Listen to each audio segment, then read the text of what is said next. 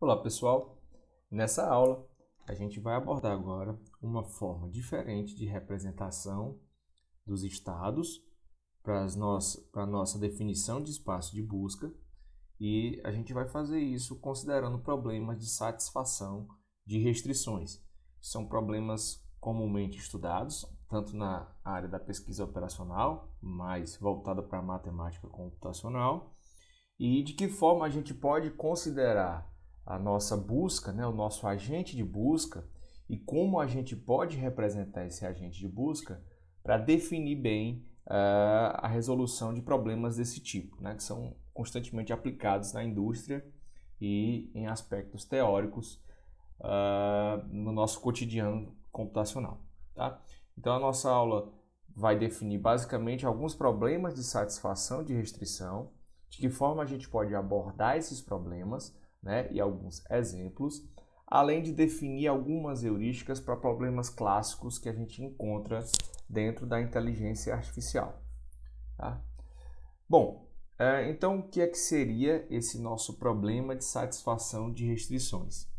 Na literatura estrangeira é conhecido como Constraint Satisfaction Problems. Bom, na realidade o que a gente tem nesse escopo de problemas, tá?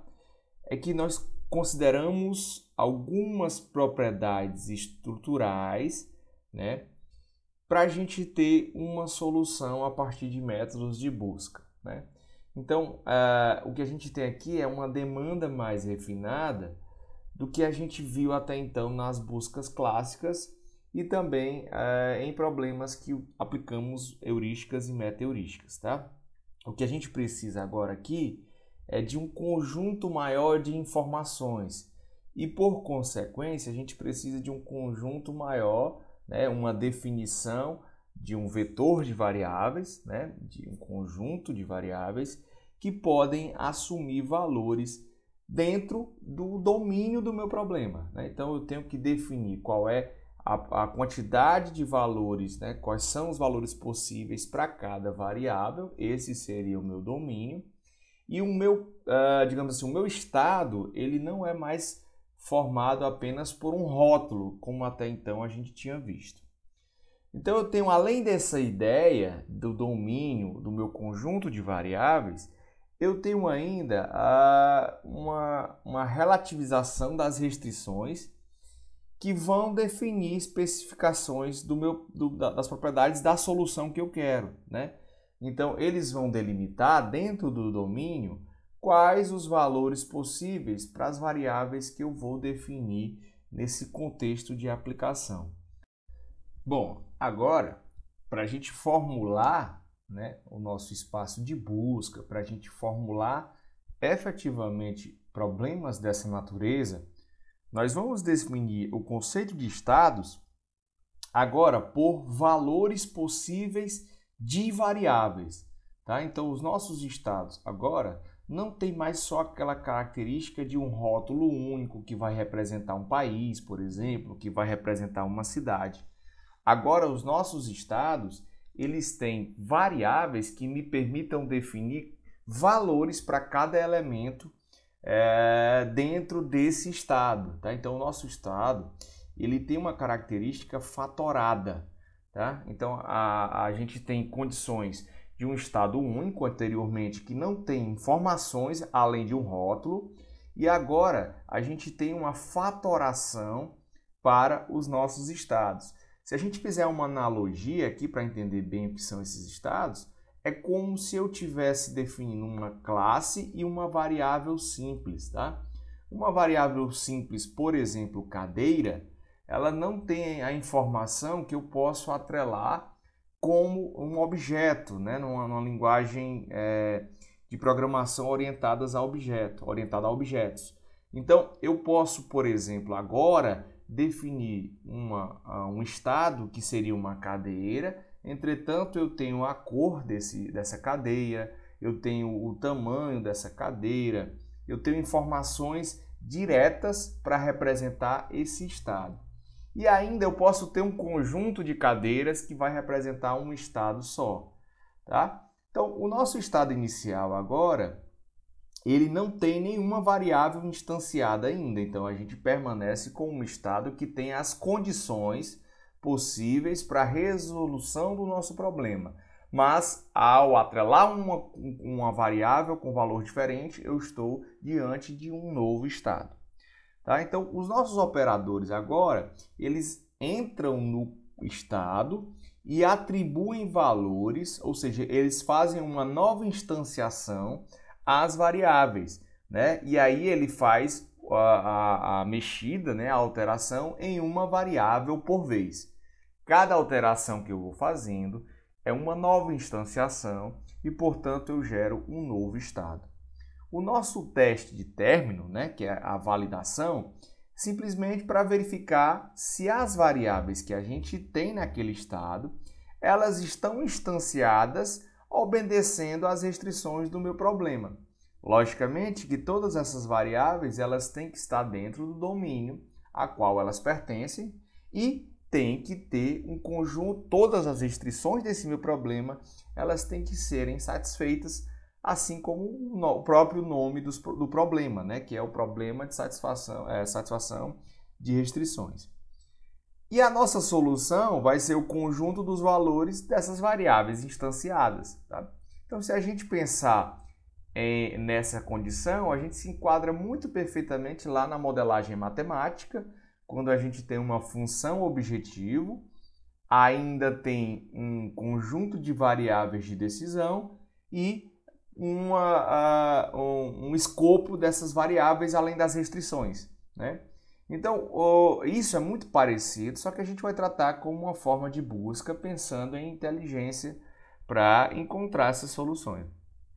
E aí o custo de caminho, o tempo que a gente leva, né, tempo entre aspas, para definir a nossa solução é a quantidade de passos e quantidade de atribuições que a gente faz para cada estado, modificando cada elemento.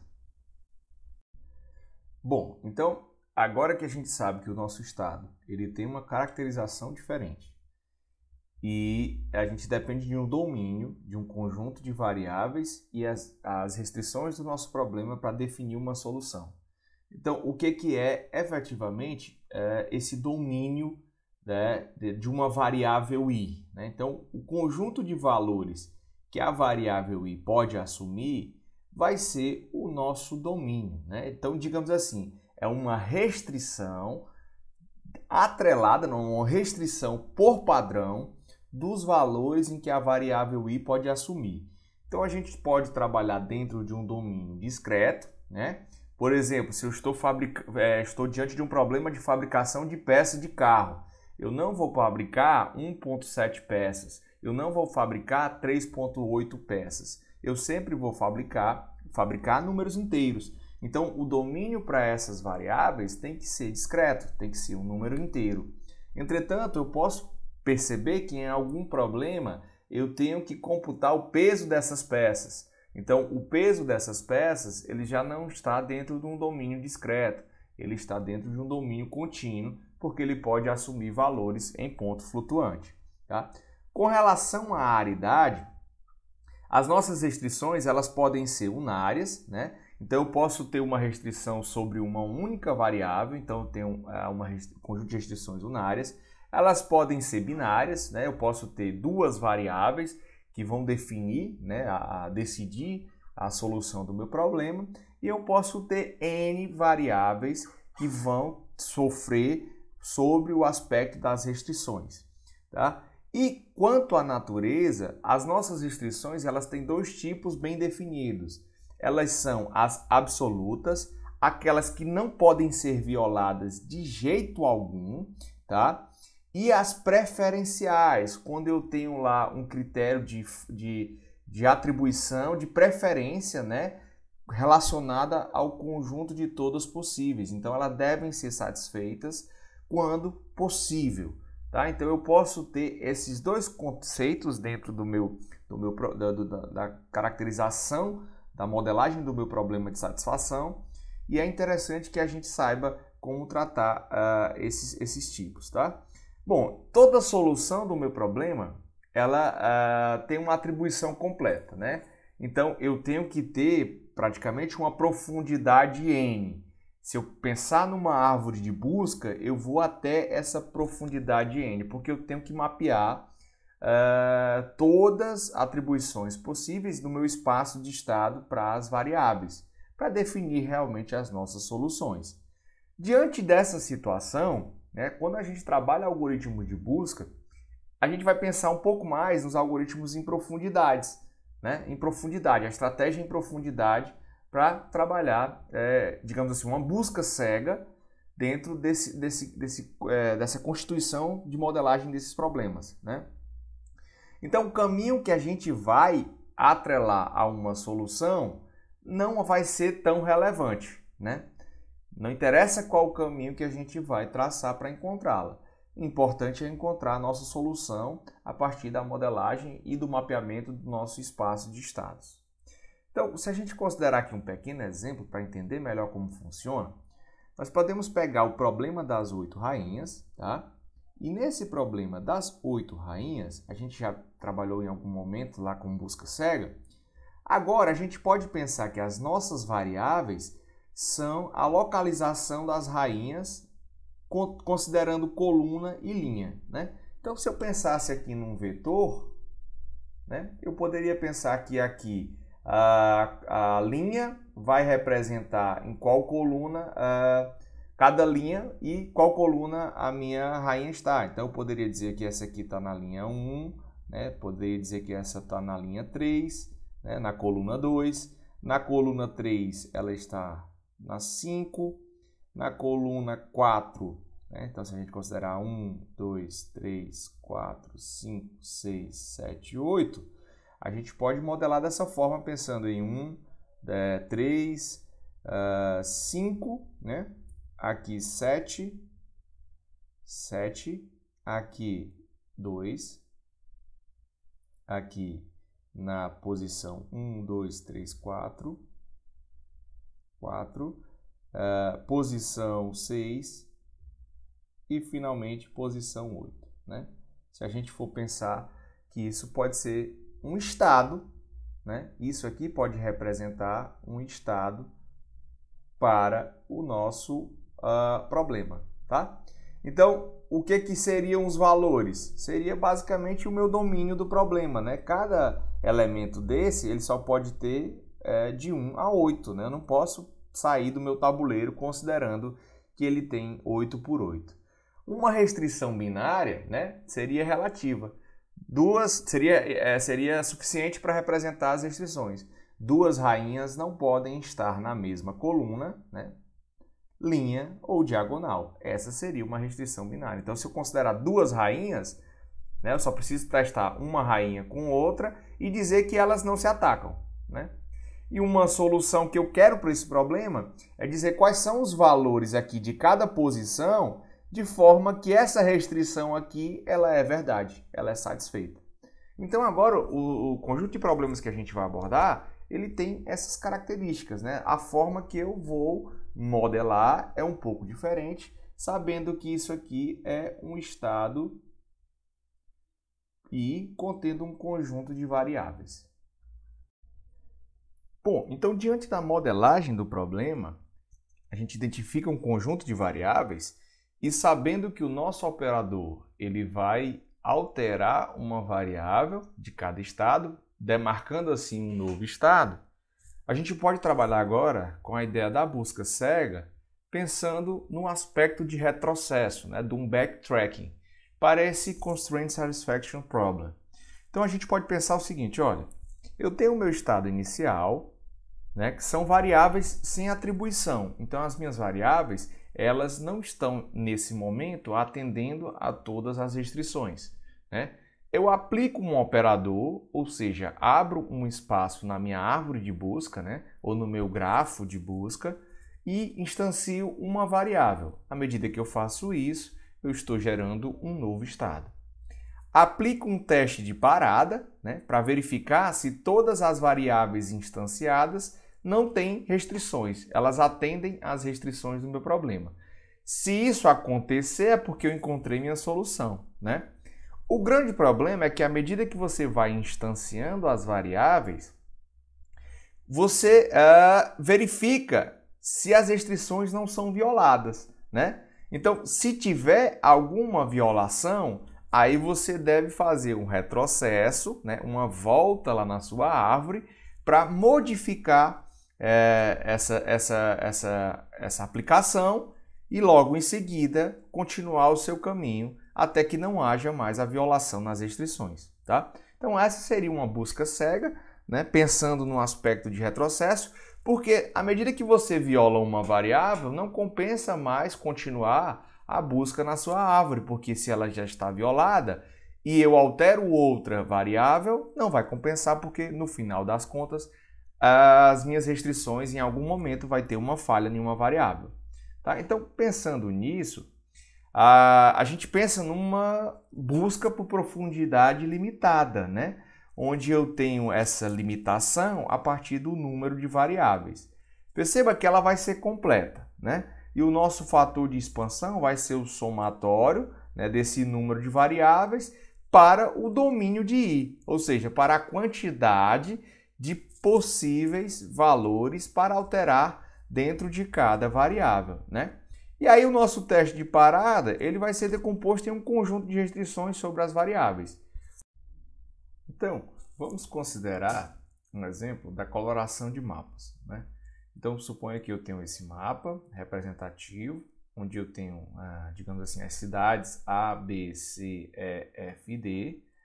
E nesse exemplo, eu não posso ter uma cidade vizinha com a mesma cor da selecionada. Tá? Então, por exemplo, A não pode ter a mesma cor de C, não pode ter a mesma cor de E e não pode ter a mesma cor de B. Tá? Então, as nossas variáveis para esse problema vão ser qual é a cor de A, qual é a cor de B, qual é a cor de C, qual é a cor de D, qual é a cor de E e qual é a cor de F. Tá? O nosso domínio, né, para esse conjunto de variáveis é semelhante e eu vou estabelecer que eu só posso pintar com verde, vermelho e azul. Tá? Então, as cores para a variável A só podem ser ou verde, ou vermelho, ou azul. Da mesma forma para a variável B e todas as outras que compõem o nosso conjunto de variáveis de cada estado. E assim, as nossas restrições são, olha, o A na vizinhança tem o seu B, tem o C, tem o E, e eles não podem ter cores iguais. Bem como o B, que tem como vizinhança o E, né, o F, e não podem ter cores iguais. O A já está definido aqui. E o C não pode ter cor igual ao E, nem o F, e finalmente o D não pode ter cor igual ao F e o E não pode ter cor igual a F. Então eu tenho agora o meu conjunto de variáveis, né, para representar um estado, o domínio que podem receber, os valores que elas podem ter. Então esse é um domínio discreto, né, porque eu defino, por exemplo, o green como 0, o red como 1 e blue como 2. E aí eu vou apresentar uma solução, digamos assim, usando uma árvore, né, com a profundidade limitada com o i igual a 6. Porque esse 6 vai ser diretamente a quantidade de variáveis que eu tenho para o meu problema. Então, essa solução poderia ser assim, ó, olha, eu começo dizendo que o A é green, e o B, o C, o D, o E e o F são qualquer outro valor, tá? X. Aí eu abro dizendo, olha, o A é green e o B é green. Aqui eu já tenho uma falha porque eu vou ter problema lá com a minha restrição. Então eu faço um retrocesso e altero, ao invés do B ser green, eu vou botar o B igual a red. Ok, na próxima ramificação, eu coloco o A igual a G, o B igual a R e o C igual a G. Mais uma vez, encontrei uma falha porque o C não atende à restrição de ser vizinho do A com valores de cores diferentes. Então, eu faço um retrocesso e vou alterando o valor. Então, isso vai acontecendo à medida que eu vou fazendo o meu retrocesso, até que eu monte meu espaço de busca e defina a composição de todas as variáveis. Então, usar uma busca em profundidade limitada com i igual a 6 e fazer uma verificação prévia combinada com a propagação das restrições. Então, o que eu estou fazendo aqui é isso, tá? solucionar fazendo essa busca limitada, né, com o igual a 6 e fazendo a propagação das restrições. Essa seria uma estratégia plausível, tá? Então, se a gente fosse fazer o passo a passo, a gente identificaria a coloração, dizendo que o A começa com verde e depois o B vai dar verde, então eu vou ter uma falha. E aí eu assumo que o meu B vai ficar vermelho. Logo em seguida eu testo o C, vai ter uma falha com A, e aí eu coloco o C como verde. Na hora em que eu coloco o C como verde, tudo bem. Eu coloco o D como verde, né? E aí eu tenho que o E como verde, ele tem uma falha com A. Eu coloco o E como red, ele tem uma falha com C, com B e com C. E finalmente eu coloco o E como blue. O F passa a ser green no teste, e aí eu tenho uma falha com D. F passa a ser red, eu tenho uma falha com C. E o F passa a ser blue, eu tenho uma falha com E. Aí eu tenho que fazer um backtrack para voltar. E depois fazer um backtrack para voltar para testar o próprio E. Aí eu coloco o D como red, o E como green vai ter uma falha com A, e o E como red vai ter uma falha com B, portanto o E passa a ser blue, e finalmente o F passa a ser green. Tá? Se a gente pensar em outra estratégia, né, a gente poderia começar por red no nosso A, e fazer outra forma de seleção de valores no domínio. Tá? Então, se eu começar o A por red, eu posso fazer outra composição e talvez esse custo de passo seja menor do que o que a gente estava aplicando anteriormente. Mas o backtrack não vai ser suficiente, né? Porque a gente tem problema de backtrack, às vezes não adianta mexer no problema da rainha para poder posicionar a última. Porque mesmo assim eu não vou conseguir fazer a restrição do meu problema. E aí eu tenho que voltar e praticamente começa o meu problema novamente. Né? E aí muitas vezes eu tenho que fazer vários passos desse próprio backtrack. Então a gente pode pensar numa solução fazendo uma ideia preditiva, né? Fazendo uma prévia do que vai ser feito à medida que eu faço o passo posterior, né? Que aí seria basicamente propagar as minhas restrições. Então, como eu posso fazer uma propagação das minhas restrições mais para frente e evitar essa ideia do backtrack, tá? Então, a gente tem uma verificação prévia, que é fazer o quê? Olhar para frente para detectar as situações que eu não vou ter solução a partir daquele estado que eu estou, né? Então, a gente pode pensar que após cada atribuição, eu vou tirar do meu domínio, das possibilidades, das variáveis não instanciadas, aqueles valores que vão ser incompatíveis com as atribuições feitas até agora. Então, se eu faço essa retirada, pode ser que em algum momento o meu domínio fique vazio. E aí eu vou retroceder imediatamente. Eu não preciso fazer teste porque eu não vou conseguir a satisfação. Tá? Então, a gente tem uma ideia bem mais simples que pode ser aplicada e ela é bem efetiva. Assumindo o mesmo problema, variável, né, com as variáveis A, B, C, D e E, sobre o mesmo domínio da coloração dos mapas, a gente teria um passo a passo da seguinte forma. Olha, à medida que eu escolho o A com o valor red, eu tenho B, C e E, as restrições que não podem mais ter o valor red. Então, eu só tenho a possibilidade da escolha de green e blue, né? Porque as variáveis já teriam uma restrição com o A por conta das imediações da vizinhança. E as variáveis D e F, elas podem ainda assim ter red, green, blue, porque não restringem a relação de proximidade. Quando eu escolho a variável B com valor green, eu tenho que o E só pode ser blue, né? Porque ele tem a restrição de vizinhança com A e com B. E o nosso F pode ser red, pode ser vermelho e pode ser blue, né? Porque aí eu trato bem as restrições.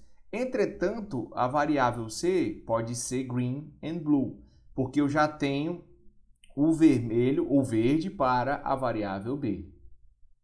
E aí eu posso escolher C como sendo green. Na hora em que eu escolho C com green, eu tenho somente a posição E para ser blue E a posição F ainda pode ser red and blue. Tá? E aí eu tenho as restrições com C definidas. E à medida que eu tenho D, né, definido por D, o D pode ser red, green and blue.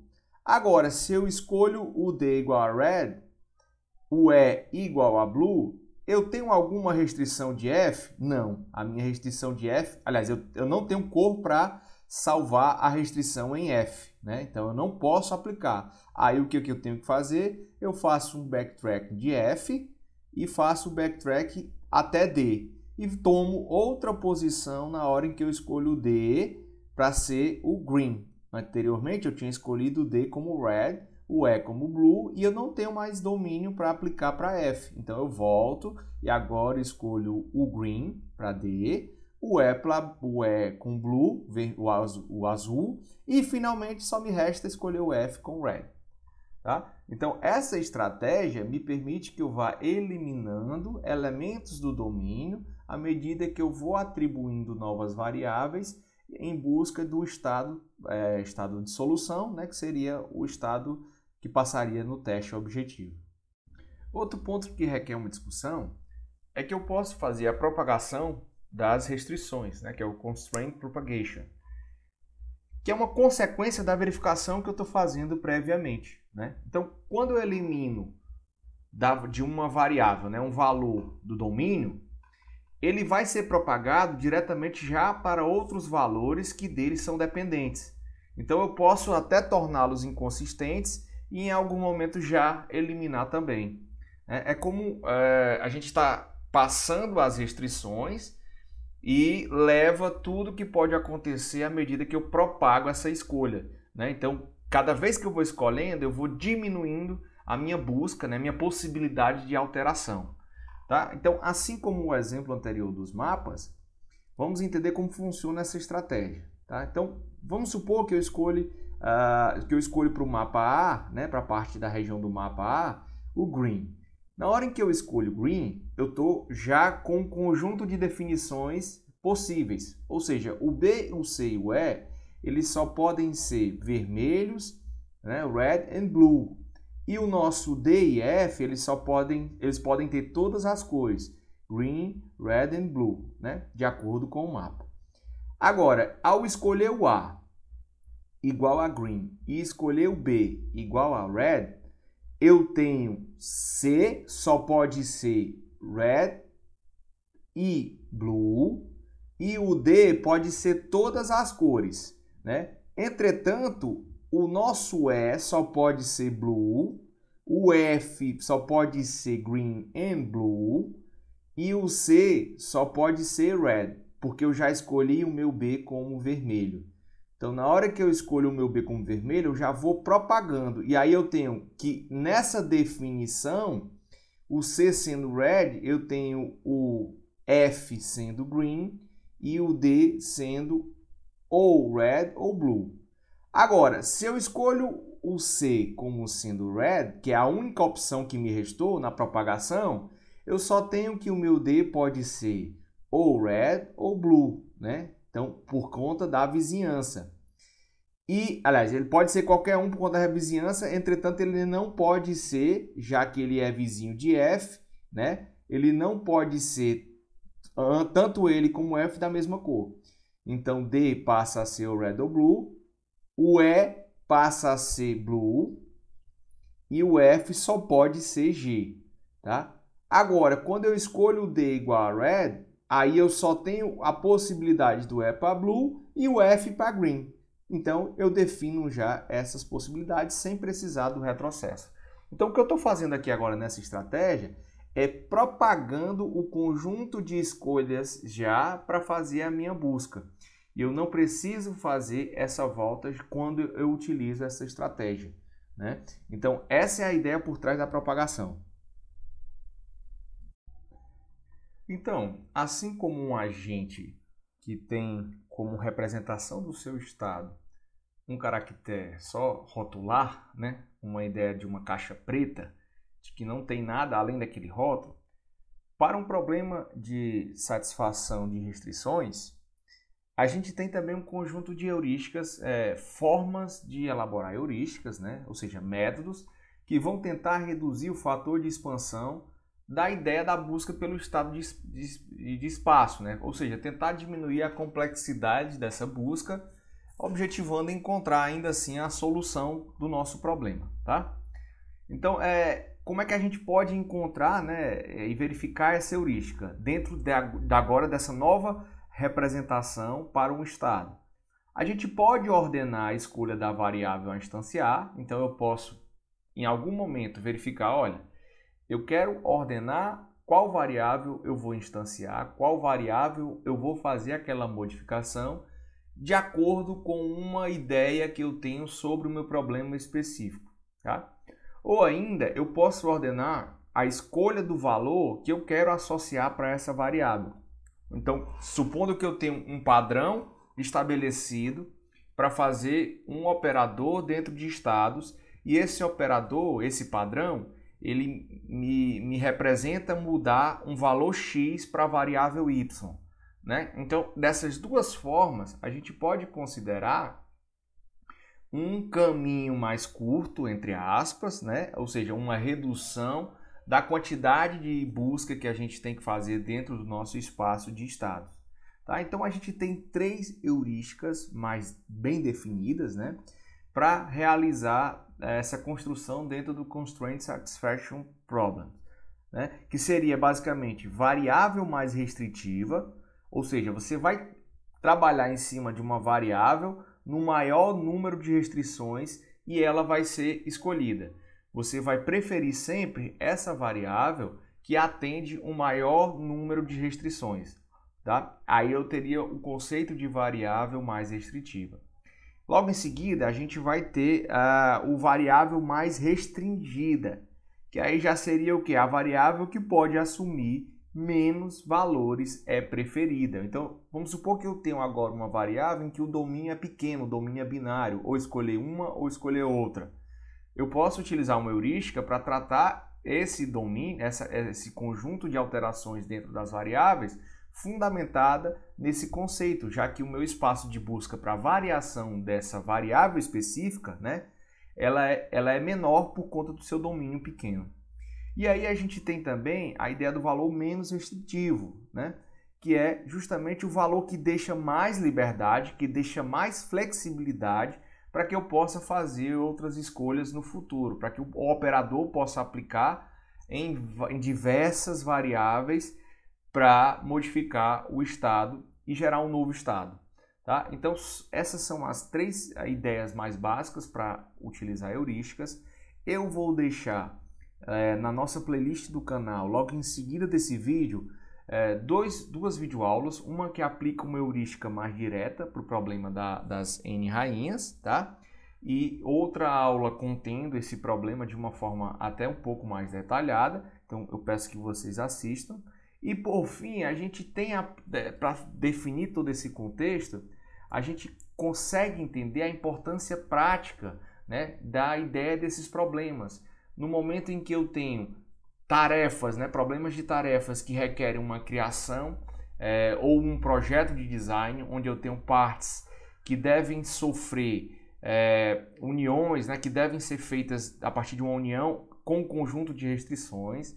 A gente tem muita aplicação desses problemas em scheduling, né, em agendamento, em alocação de pessoas, em horários, em alocação de salas, professores, disciplinas. Tá? A gente tem muita aplicação desse tipo de problemas, né?